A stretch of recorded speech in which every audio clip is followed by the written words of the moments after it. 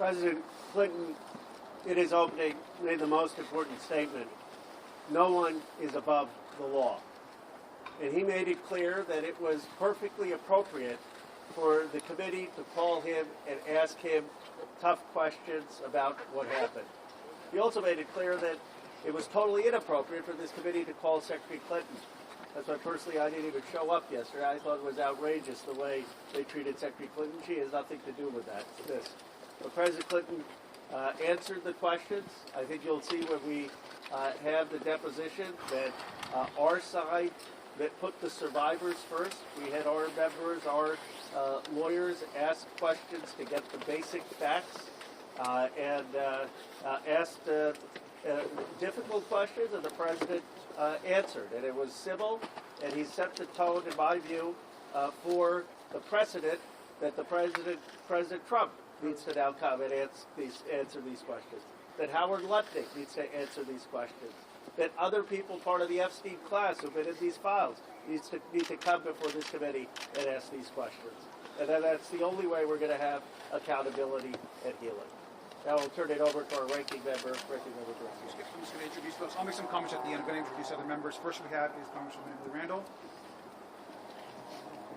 Thank you. As you heard, President Clinton in his opening statement said that America was built on the idea that no person is above the law, even presidents, especially presidents. And the Democratic members of the Oversight Committee feel the same. No one is above the law, and anyone with knowledge of Jeffrey Epstein's crimes should absolutely come before the committee to give testimony about what they saw or did, who was there, who was involved. Survivors like Charlene Richard, who was my State of the Union guest, deserve the accountability and the truth. The American people deserve accountability and truth.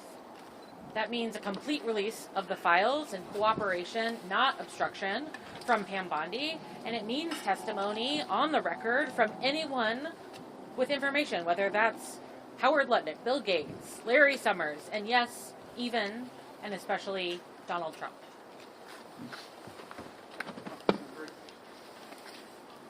All right, well, good afternoon, everyone. I am Congresswoman Melanie Stansbury, and I am deeply proud to represent New Mexico's 1st Congressional District, where our state has taken action where the federal government has failed. We have reopened an investigation through our state attorney general into the crimes committed by Jeffrey Epstein and his associates in New Mexico, as well as passed the first state-level truth commission in this case ever passed in the history of the United States.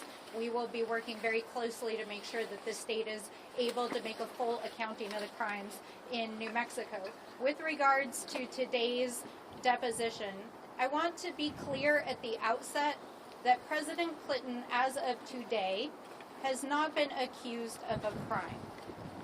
There are not public files available that accuse him of a crime, whereas there are publicly available documents that do allege a crime of President Trump. But it is very well established that President Clinton had a relationship with Jeffrey Epstein and Ghislaine Maxwell, and we are treating this investigation extraordinarily seriously.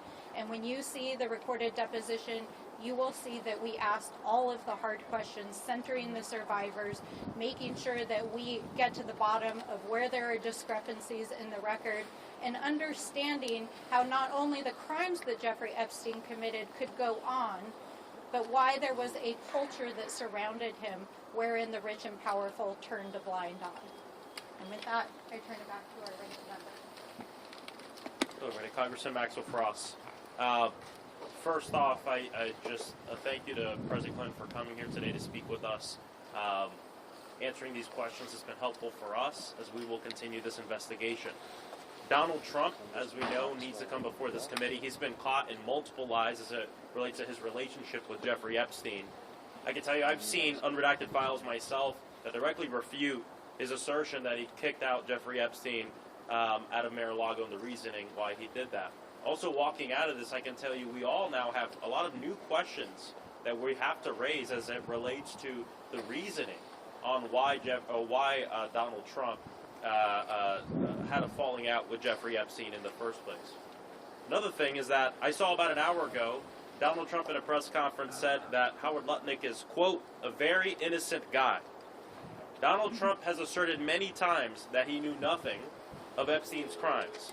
If he doesn't know anything about Epstein's crimes, how can he know for sure that Howard Lutnick is, quote, a very innocent guy? We have questions for him. And I think what today is showing and what yesterday is showing is, of course, no one's above the law. That includes the President of the United States. And my hope is that our Republican colleagues, as we walk out of here today and go back to D.C., will join us in making sure that we can hear from Howard Lutnick, from Pam Bondi, and from President Trump. Good afternoon, Congresswoman Yasmin Ansari, representing Arizona's 3rd District. I think today was a historic day for transparency in the United States of America. The fact that we have the former President of the United States, Bill Clinton, under oath, speaking to the Oversight Committee and answering questions in a transparent manner is critical. I look forward to the Republican majority listening to our demand of having the transcripts and videos unedited of both depositions, today's and yesterday's, released immediately, because the American public deserves to hear and see these answers for themselves.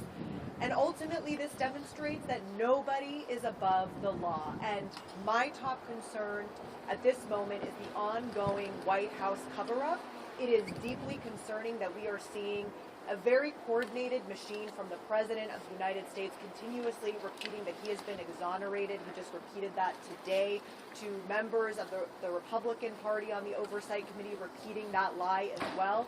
There are very credible allegations that have been looked into and investigated by the FBI, the Department of Justice is illegally withholding. Please do not stop asking about this. Why is the DOJ continuing to defy the Epstein Files Transparency Act by refusing to release the full Epstein files, by illegally withholding information, by deleting photos and videos of people like Howard Lutnick? This is unacceptable. Donald Trump must be deposed immediately in front of this committee, as do many senior level officials from this administration. Congressman Suhas Subramaniam from Virginia. If there was any doubt before today that oversight Democrats are treating this investigation in a nonpartisan way, it'll be put to rest when the transcripts come out. We've been asking the former president the hard questions. To his credit, he has answered every single question. He's not taken the Fifth Amendment. He's been actually quite comfortable, and he's actually given very long, deliberate answers to all these questions. And so we appreciate the former president being here today, and we would like to see the current president come before us as well and give the same kind of transparency that President Clinton has given us today. And we're going to continue to demand the release of the files and continue to demand transparency of this administration. Two quick points. Wesley Bell, Congressman, Missouri's 1st District. First and foremost, President Clinton came here and answered tough questions. I think the victims and survivors, the American public, deserve a serious investigation, because thus far what we're seeing from Republicans is a very non-serious, as one of my colleagues referred to it as a clown show. And having led serious investigations, I can't disagree when we hear members from the other side coming into a deposition with conclusions, get no evidence to support those conclusions, and then announce to the world that these conclusions must be true. That is unprofessional, it's unethical, and at the end of the day, what we're trying to do is get to the bottom of what actually happened so that we can help hold any offenders accountable. Democrats are doing that. The president and former First Lady have done that, and now it's time for President Trump to do the exact same thing. Under oath, not when you can just make statements randomly on X or Truth Social, but under oath where your right hand is in the air and there are consequences if you don't tell the truth. And so we're going to continue to push for transparency. We're going to continue to push for justice, because that's what the American people and the survivors deserve. I think I'll just make a couple brief comments, and then I'll answer one or two questions, and then the deposition right now is on a break, and so we'll reconvene. There'll be some additional hours of questioning by both the Democratic side and the Republican side as the afternoon goes on. I want to just reiterate a couple things that have been made, which are important. The first is that we're thankful that President Clinton came in and answered tough questions from both the minority party and the majority party. We also think it's important to note that he made some of these statements in his opening statement. He made it clear once again that he does not understand, nor do we, why we spent so much time yesterday grilling Secretary Clinton when she obviously had no knowledge of Jeffrey Epstein and had never met Jeffrey Epstein. We also want to reiterate, and I think it's important for us to know, our call yesterday, because of transparency, it is so important that we continue to release both Secretary Clinton's deposition and President Clinton's deposition. Both of the Clintons are committed to these records getting out as soon as possible, and oversight Democrats agree. The best way of going forward is for there to be transparency and a full public record, and we're demanding that that record not be edited, but just a full recording of what transpired yesterday and what will continue to transpire today for the course of the day. And finally, let me just also say once again that we have a new precedent in this country where we can now demand president and former presidents to testify in front of the Oversight Committee. So we are once again demanding that now President Trump, who was in the Epstein files almost more than anyone else besides Ghislaine Maxwell, answer our questions. This is not a hoax. He has not been exonerated, and we have serious questions for President Trump. Well, with that, we'll answer a couple questions. Chairman Comer just came out and said that in this last round of questioning, you asked President Clinton if he thought President Trump should come and testify, and Chairman Comer said that President Clinton's response was that it was for you to decide, and Clinton went on to say that President Trump has never said anything to him to make him think he was involved. Now, obviously, we don't have the transcript of that position, but I would love your response to that and what. Yeah, I think the best response to that is for you to view the complete record of what actually he said. Which, look, we're not going to disclose what was said because that's not in the rules. The Republicans keep breaking the rules. But I think to what Mr. Frost said earlier, there was, I think that the President Clinton, did bring up some additional information about some discussions with President Trump. I think that the way Chairman Comer described it, I don't think is a complete accurate description of what actually was said. So let's release the full transcript. And you can get a full record of what actually was said, which brings up some very important new questions about comments that President Trump has actually said in the past. Any other questions? Congressman. Yes. Mr. Ranking Member, I know in the former president's statement he says that there may be times where he says he can't recall. As that, I know you can't really give a lot of details about what was said in the deposition, but how would you characterize when you say he's being cooperative? Is he answering the majority of questions, or a lot of his responses more I can't recall? I think everybody would agree that he's been very cooperative, and he's actually answering the questions fairly, to the best of his ability. He has not taken a pass on pleading the fifth for any questions. He's been very thorough. He's been asked some questions multiple times over.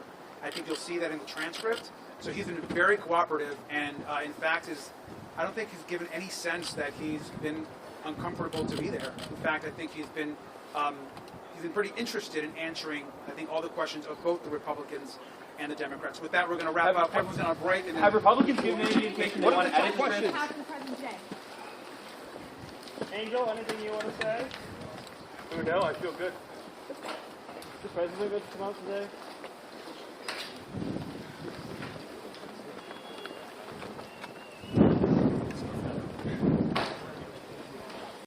Support journalism you trust. Support PBS News.